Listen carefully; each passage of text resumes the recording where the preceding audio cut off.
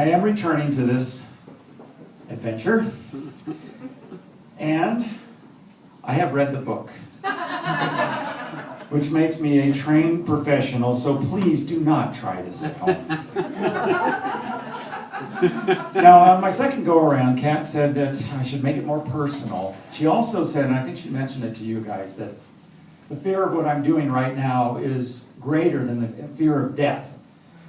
And I can vouch for that in the last 60 seconds, because I feel it. I feel it. As a matter of fact, I know because getting personal, I did actually survive a near-death experience, or about 10 years ago or so. And to top it off, before I did this class the last time, my mother, it was 3 days before this performance, she died. So I made it through the show, everything went fine, and I decided, I got to get back up on the horse again and do this again.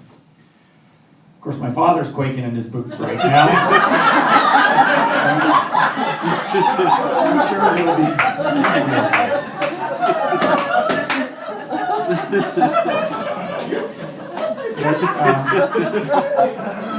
Having done that and died, I came back. It was a miracle of modern technology that I'm standing here right now. But I look at the world differently, kind of like a Martian would look at the world. And I think Ann mentioned Martians already, but I see like a weed growing up in the crack in the sidewalk, and I just look at all details, and I've also started questioning things too.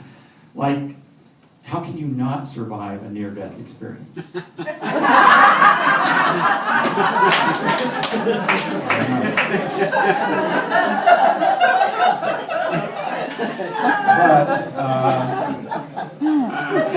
And taking that Martian look at things, I just don't take anything for granted anymore. Right?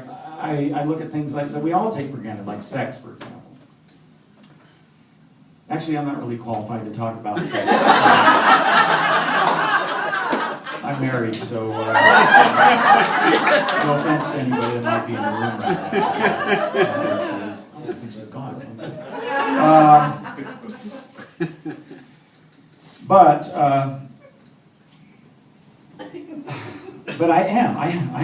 I'm qualified to talk about squirrels. Now, can anybody tell me, what is the deal with squirrels? Why is it, whether you're on your car driving down the road or in your bike riding down the road, you never see a squirrel cross the road way down there? They wait until the very last second to dash across the road. What is with that? I figure it can't be one squirrel. There has to be two squirrels. You got your stupid, scared squirrel, and you got the diabolical friend that's very smart. What am I going to do? What am I going to do? When do I cross? I don't know when to go. Don't worry, I got you covered. Just wait until I say to go. Right? When I say go, go. You dash as fast as you can. Get halfway out. Stop. Turn around. Come the other direction. If you see any bright lights out there, stop and lift your head up and look at it. Everybody knows this is true, right? I just killed one of those guys last week. I feel terrible about that. But that's personal. I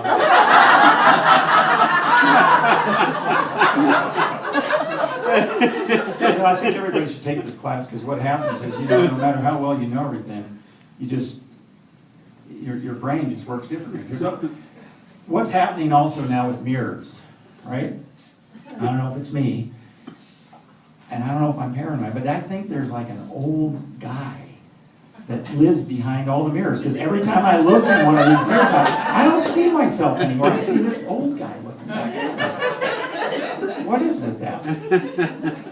And, there's like, I think we might have mentioned something about the old changes, you get older, a little weight gain, I looked at, I remember looking at my dad when I was young and saying, I'm never going to be like that. And now I think I am. But I came up with a diet, because I think that's how you control it, right? Because it's either that or I have a food allergy. Because the more of this stuff I eat food, I start to swell up. And it doesn't go away unless I don't eat so much anymore. So I think that, but here's my idea. Everything has to have a little, a cute little thing. And I like the all-you-can-eat stuff, right?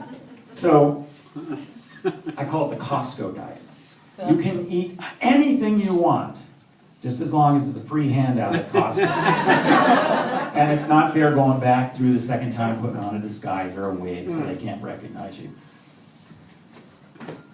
Costco is one of my favorite places. Now, remember, when in doubt, go this way. What is the deal with corn? Okay, now some of you might get this initially, and then some of you may never get it, but if you eat corn, has anybody ever noticed, about 24 hours later, you see it again. Right? It comes through unscathed. Now the people who aren't laughing, I swear to God, they never look. But, so it's like encapsulated in this impervious material that prevents digestion. I'm thinking the next generation space shuttle needs to be using that stuff for the heat shield. Stomach acids, although I don't think there's stomach acids in space.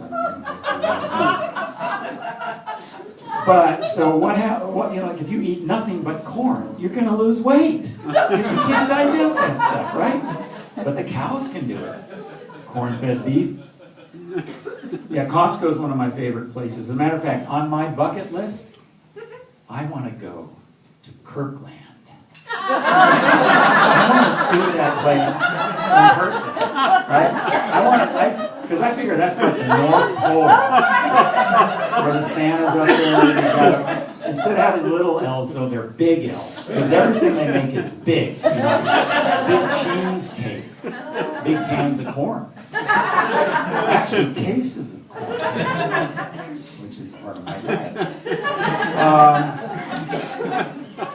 And I started off with a warning, but I think what I'll do now is I'll finish with a warning to you. If you are ever at Costco and I'm there, whatever you do, do not get in line behind me.